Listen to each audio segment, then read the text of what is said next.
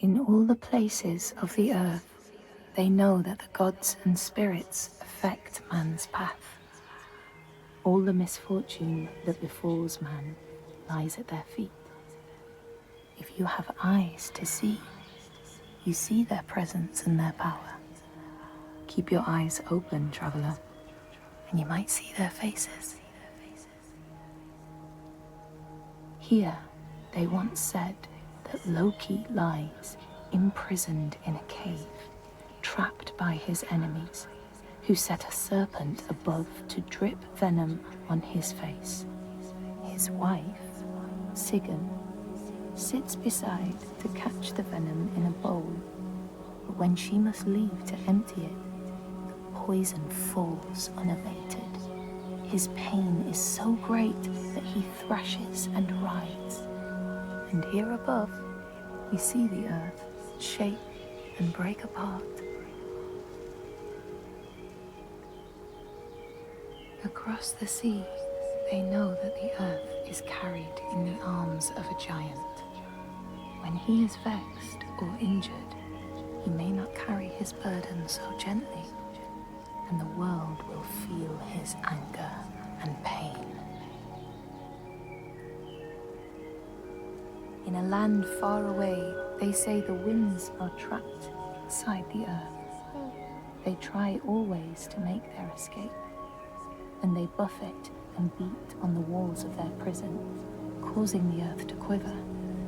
And when they break through, they make their escape. They explode out in fury. In the lands of your birth, people live hidden too, in the hills and stones. They may be the remnants of a godly race who lost a war with giants and, finding the world changed, retreated into silence.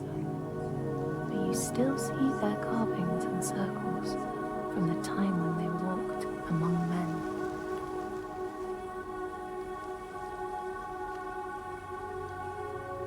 Here, they know that if times are harsh, you may ask of the hidden folk to share their bounty.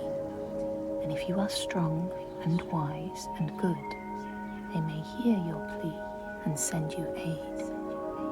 But if you are not, or if you do not respect the strictures they lay down, you might have your strife doubled.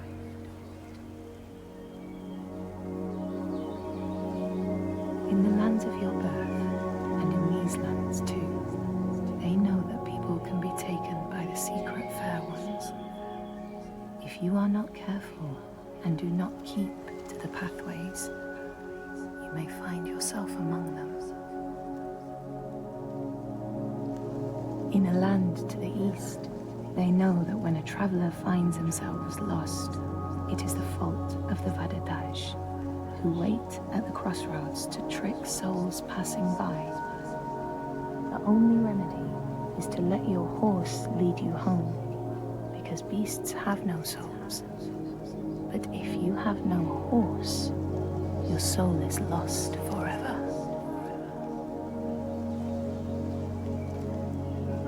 In this place, they know that sometimes the hidden folk will take their children and leave another in their place.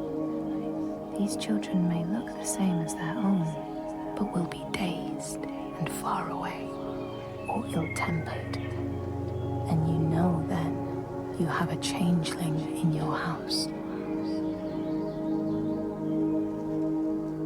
In this land, when people cannot raise their children, they will leave them in a sacred place for the hidden folk to take and care for. Sometimes these children come back, but it is said that they are changed, with a wildness in their eyes, and their parents do not want them. These people know that children who have died uncared for can return as Útburður, small ghosts clad in fluttering rags. When there are are storms, they may cry as they did when they were human, and will look for their mothers until they find them, and never leave them again. In this land, you may catch sight of the Landdísir, the spirits who embody the sacred places, the rivers and rocks. Do you see the Lady of the Mountain, the Fiat Kunan, who bathes in the waterfall and lets the drops fall on her shoulders? In the heart of the Northlands, they know the storms are born of the Oshkuredi, the hunt of Odin. The huntsmen ride horses with eyes of fire.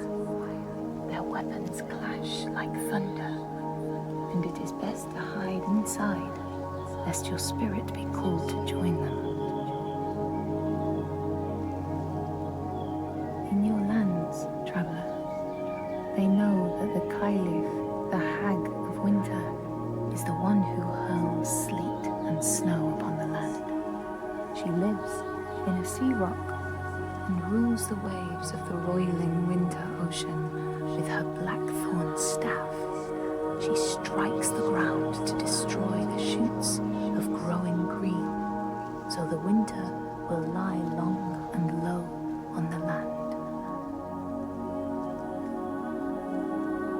These people know that the sea god, Ran, sets out nets to trap sailors and drag them to her world. She sends the waves, her daughters, to wreck boats so she will have more men to take. And jealously, she pulls them down beneath the water. People here speak of warriors who can transform themselves into bears when they are enraged. Their skin becomes hide so thick no sword or spear can break it. When King Hrolfr fought Skald, many people saw a great bear fighting beside him, who killed more men with its paw than any 5 soldiers. Men here will tell of how Jarl Hakon worshipped the giant Thorgerða and sought her aid in the middle of battle when the tide was turning against him. Fleeing to an island, he pleaded with her for aid. She demanded a sacrifice. She rejected all of his offerings until he, at last, killed his own son in sacrifice. Thorgerða gave aid, and Hakon's enemies saw the giants striding amongst the ships, arrows flying from every finger and never missing their mark. Their morale was sapped, and Hakon won his battle.